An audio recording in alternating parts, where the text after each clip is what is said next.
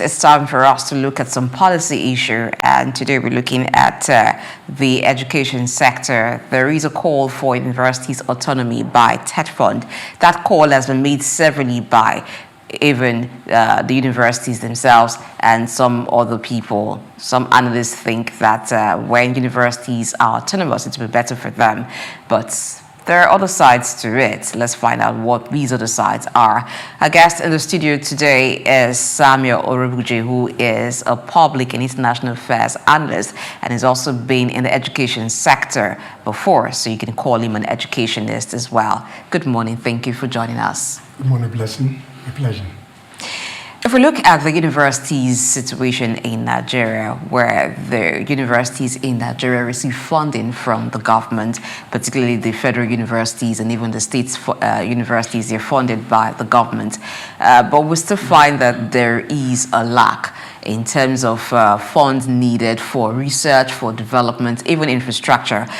For some faculties, because of the population, you still find a very populated lecture hall, lecture theater, and then students standing, some not even having seats. And then the TED Fund, which is supposed to be the Tertiary Education Fund to compensate where government is not being able to provide fund, build infrastructure for the school system, has been coming in some way to help. But now they are the ones advocating for universities' autonomy. What would university autonomy mean?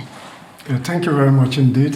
This debate in terms of university being autonomous in terms of decision making has been on the public space for a very long while. But what is really autonomy? When you talk about university autonomy, it simply means university should be able to make decisions based on their funding in terms of education planning without interference from the principal, in which case the federal government or the state government, as the case may be. But then, to what extent, even within the system, when you now talk about autonomy, even where the university even have internally generated funds, to what extent are they able to deploy those funds in terms of using them for faculty development, for curriculum development, and the like. So this issue is born out of the main interference from the principals of those universities. They want the university to make decisions, but to what extent can the university really make decisions in terms of funding, where the education sector is highly subsidized? So these are the core issues where even universities outside Nigeria, particularly South Africa, when you look at the endowment funding and alumni funding that comes to those universities, are even far greater than the budgetary allocation by most universities in Nigeria in particular. What do you think this autonomy will mean for the Nigerian students? If the Nigerian university system, as has been advocated, is given absolute autonomy in terms of deciding fund, deciding curriculum, and the entire administration of the university system, what will this mean for the students? I think for me, first and foremost, the student-lecturer ratio, which is a very difficult scenario as we speak, might substantially reduce, because if the autonomy is granted to the university, that means they will do their funding, their administrative mechanisms will be taken out of government to a very large extent. In that regard, therefore, for the university to be able to push through in terms of curriculum planning, in terms of the funding regime, and ability to attract high-ranking professors in charge of various faculty may affect the number of students that some of the universities will be able to admit. Therefore, the autonomy to a very large extent in terms of ability to run the university effectively is a welcome development. But the challenge here, even where the university have some internal funding mechanism, even TED Fund that is speaking about university autonomy, even the funding requirement, when they make projects in the universities, some of those projects are taken out of the university council, which shows some element of some practices that are under the table that are not even clear to the various university governing council. Yeah, recently we also saw that the president has made good his pledge to institute what he called the student loans to assist students to be able to get access to funds, even when they are from very poor background. To what extent do you think this will help the university autonomy system in Nigeria? Yeah, to a very large extent, that loan opportunity, if well managed over a period of time, will help to increase the number of enrollment into tertiary institutions in Nigeria. In that regard, therefore, if we're able to get a high level of enrollment and the universities are given the autonomy to manage their funding and students are properly given loan to sustain the education process, in the long run, that will be beneficial in terms of education development in Nigeria. Okay, first of all, let me cast your mind back a little bit. During it could be, I'm not really certain whether it was Emmanuel Oshodoke's administration of being the president of ASU or somebody speaking from the perspective of government. There was a call by the universities during that moment in time for autonomy and how the government was not, up and doing, how it is unwholesomely meddling in administration of Nigerian universities. And I remember vividly the government functionary at that time, when I was the Minister of Education, was saying that, look, we've made the calculations. If we were to go by what the universities are demanding, each student is paying nothing less than 1.5 million naira, 2 million naira for school fees. And the universities are crying out for autonomy. If they are crying out for autonomy, can Nigerian public universities and the kind of students that go there pay 1.5 million naira for school fees? Recently, they increased it to about 300, 350, 500,000 naira for some federal universities, and people are crying. When are we going to have this stop? Because he said we don't want interference. We want to manage our curricula. What do you mean by manage your curricula? Can't the universities organize a committee to sit down and profile a new curriculum of studies and give to the National Universities Commission to implement? What are they looking for with this? Do they have an understanding of the economic power of Nigerians who are coming to these universities before making such proposition? No, the concept of autonomy must be put in the right perspective. I think it's coming from the point of view that in terms of decision making, universities should run their affairs without interference, particularly from the principals of the universities, those who have set up the university. In one case, the federal government, some state. When there's interference, particularly in the appointment of vice chancellors of university, then it becomes a major problem. Like the concept of first among equal, which is a concept that runs in university. So organically, a vice chancellor of a university, a registrar of a university should evolve from the internal mechanism that were put in place in the university. But you have an interference from outside in terms of choice of those who become the vice chancellor. So autonomy is in terms of decision-making process, in terms of able to use the funding that are available without interference. So we must put it into perspective. On the other hand, the cost of education is very high. So the universities themselves must look at ways to get funding, particularly endowment, to endow professors in terms of research. That is not really happening.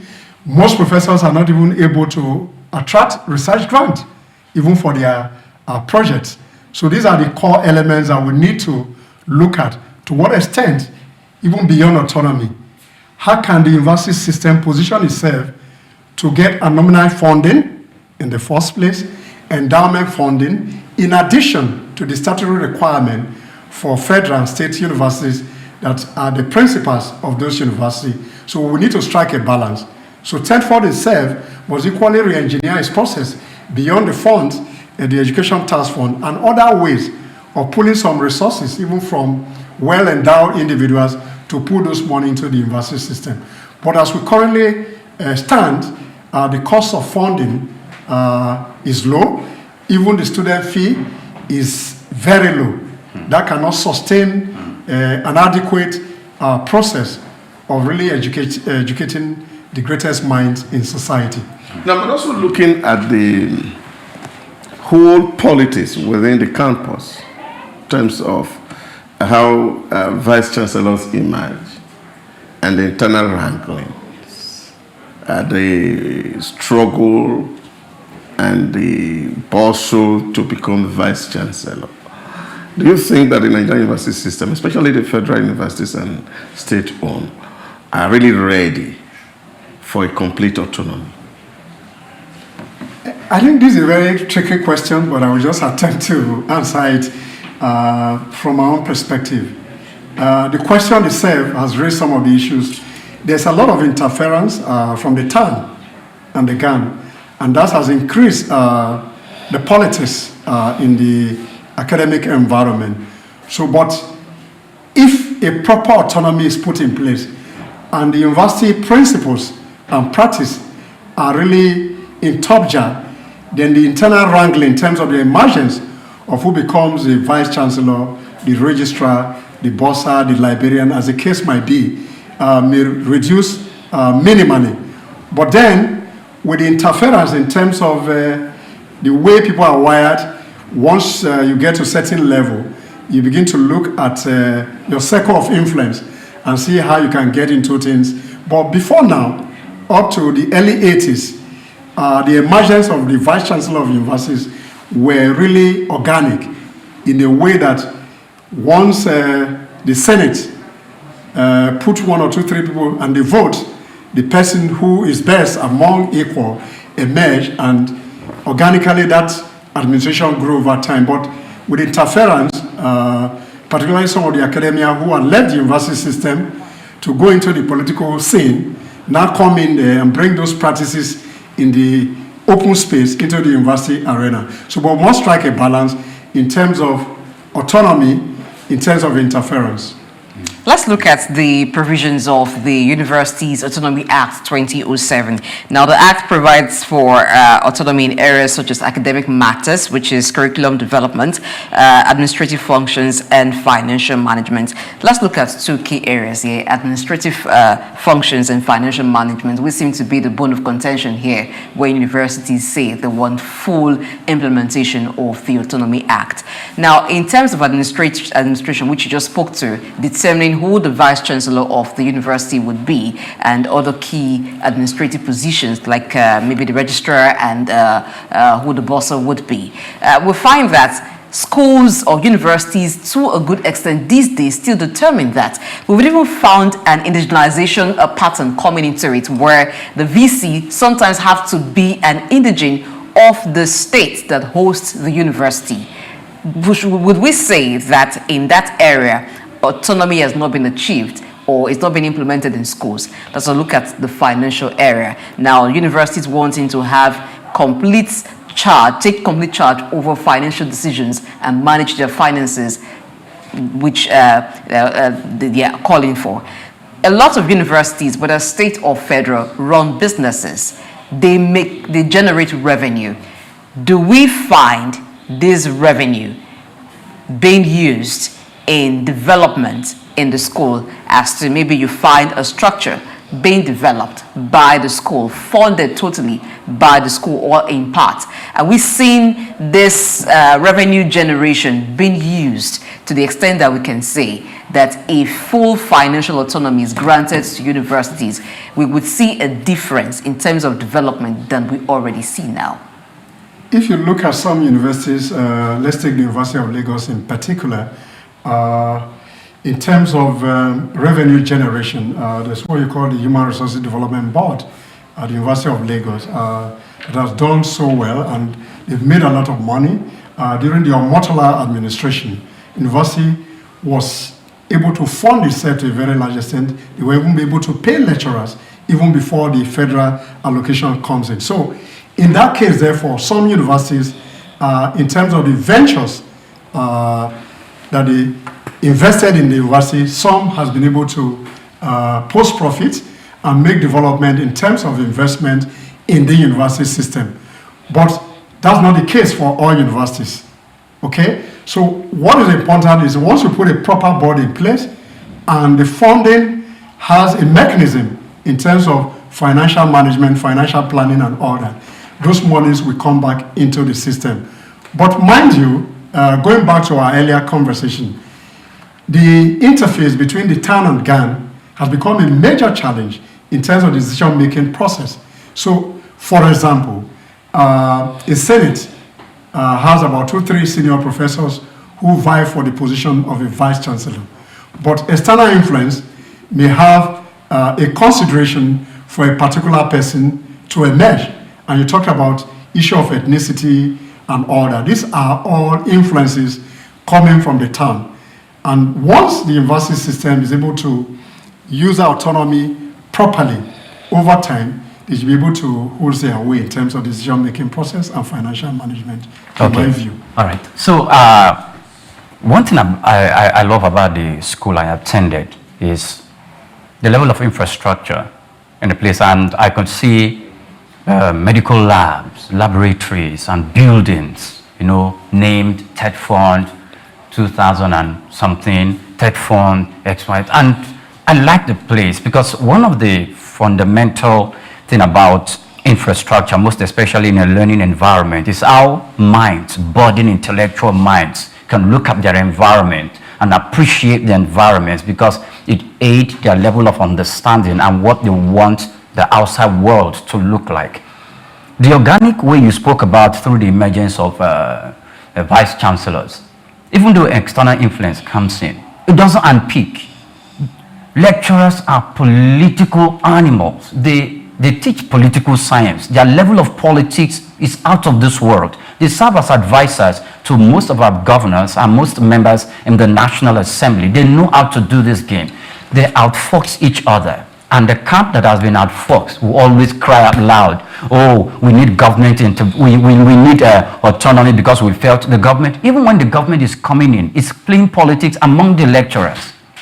And they take sides. It's only when internal wranglings get into the level of crisis that the government takes up its responsibility by disbanding the governing board, sets up a new one, and bringing a new vice chancellor. So why is it that they want the government to hand over the complete running of the university to them, but they do not want the government to hand over, they still want the government to bear the financial burden? Because that's what it's calling from. You said the government yet will not be absolved from its responsibilities of financing the universities, but complete decision making. That, it doesn't look like the weight. There's a lopsided argument that the universities or TED Fund is presenting in this case. What, do you share that perspective? No, I don't think so. The point here is that there's a statutory allocation in terms of funding to the university.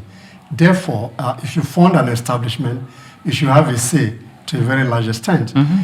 But then the university have governing councils.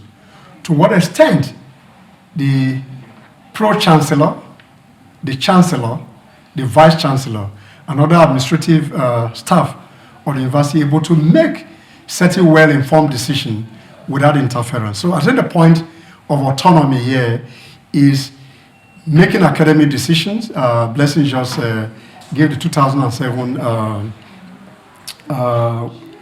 University Autonomy Act. So the idea, if in terms of decision making, in terms of academic planning or academic matter, as the case might be, there's always an overt interference, not even from the National University Commission, as the case may be. But then you have an overbearing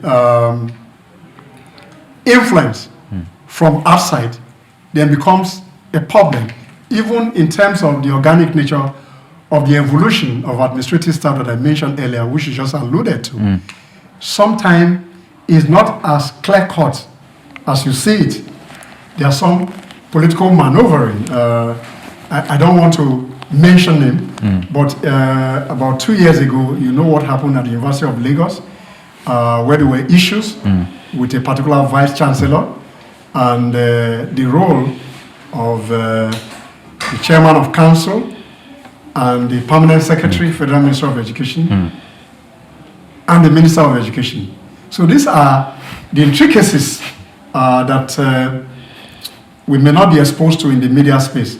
There's an entrenched politics in terms of interference. There's a cry for autonomy. But then how do you balance the two interests, like I mentioned earlier, is what we should focus on. A complete autonomy may not be achieved. Overt interference in the affairs of the university cannot equally be taken away completely.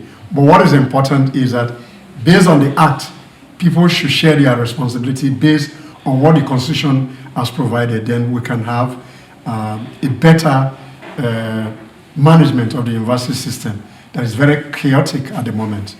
Now, one would have expected that these advocacy will come from the university's commission, but this is coming from TED Fund. What do you think is TED Fund's position here, and why is TED Fund again championing this cause? Well, I don't work for TED Fund, so I'm not able to speak to that issue deeply, but if I make some assumption, is that if you look at the funding requirement to TED Fund vis-a-vis physical infrastructure development across the universities, it's becoming very difficult for them to meet up with that demand. So a clamor or advocacy for an autonomy to a very large extent is saying that if the universities are given a better autonomy, maybe the funding opportunity, as it were, and I mentioned endowment. The total endowment fund in South Africa is far greater, more than some of the budgetary provision.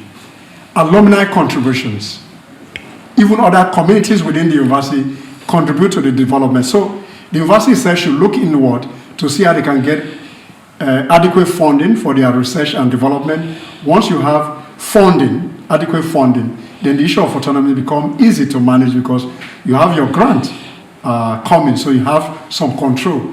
But when the government spoon feed you to a very large extent, they want to see the books, how you use the little that comes to you. On the other hand, the National University Commission is like, it has a responsibility for academic programming. So I think they will focus more on how they can see how the universities can design courses that are relevant to industry and town. So I think that advocacy may not necessarily come from them. Rather, the advocacy will come in terms of how they can improve on the curriculum, as it were. Yeah, but also looking at the new tax bill that proposes that by 2030, TED Fund will be receiving zero allocation from the Education Task Fund, which of course the federal government is also hoping to be channeled into the Nigerian Student Loan Board. We're looking at moving money from one agency of government to another agency of government. Now, what would be the relevance of TED Fund itself? By implication, TED Fund itself is an interventionist agency, and if there is a perspective planning that by 2030, there's a likelihood that it will be zero funded. At that particular point in time, I'm sure the relevance of TED Fund as an interventionist agency may not necessarily be in place.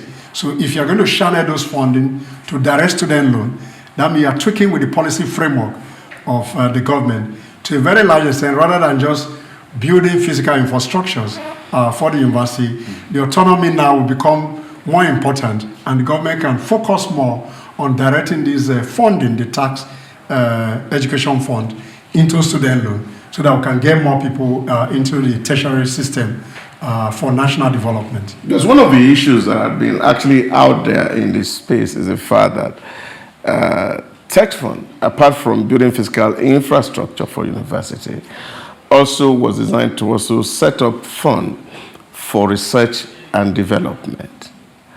And when you look at the Nigerian university system, you find that there's not so much happening in that space. Because when you speak to professors, they tell you, oh, there are no funds, and therefore the things that they could have done to improve the system, they are not able to do it.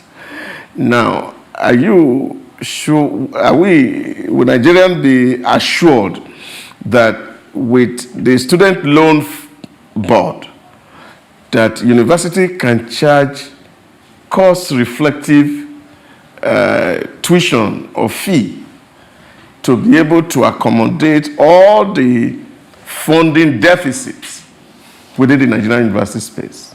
I think for me, personally, without speaking for TENFund, what I observe in my short stay in the university system, in the administrative unit, that's the registry, the point here is that there's more focus on physical infrastructure than the research and development. And the reason is obvious. I won't be on the public television and make certain words in the public space. I think it's obvious why the focus is more on physical infrastructure, where contractors are given contract to do infrastructure. On the other hand, less goes into research funding. But my issue here, personally, this is my personal opinion, is that the university itself, in terms of research, need to up their game, because universities across the globe are making inroads to get research grant. I have a friend of mine who got over 60,000 grant last year for research. Dollars. Their dollar for a research on Africa economies, some specific research area. So they must up their game in terms of research and development. Then TENFund need to strike a balance between physical infrastructure and research and development. If we're able to do that, maybe that brings some element of research funding for the university. Then they should improve on the endowment that I mentioned earlier. Then to what extent can they improve on alumni contributions to the university development, particularly in research and development? Because the essence of the university is beyond, to a very large extent, the physical structure. What makes a university is the faculty. And the faculty is driven as a result of research and development. All right, I wrap up by saying that he who is faithful in little is faithful in much. That's just me rephrasing what the Holy Book says. And I said that to say this. The universities in Nigeria, whether federal or local, to a good extent have been given something. For research, there have been grants awarded. For infrastructure, TENFund, and even the government's intervention, government funding. So I think this should show us a lot. This shows the much that is commensurate with what they've received, particularly in the areas of research, and then we can talk about full autonomy. Thank you very much, Sam Orovwuje, Public and International Affairs Analyst and also educationist. There are different sides of him. We've seen the education side today. So maybe next time it might be the side that is very, very vast in insurance and other policy issues. Thank you for your time here with us today. My pleasure.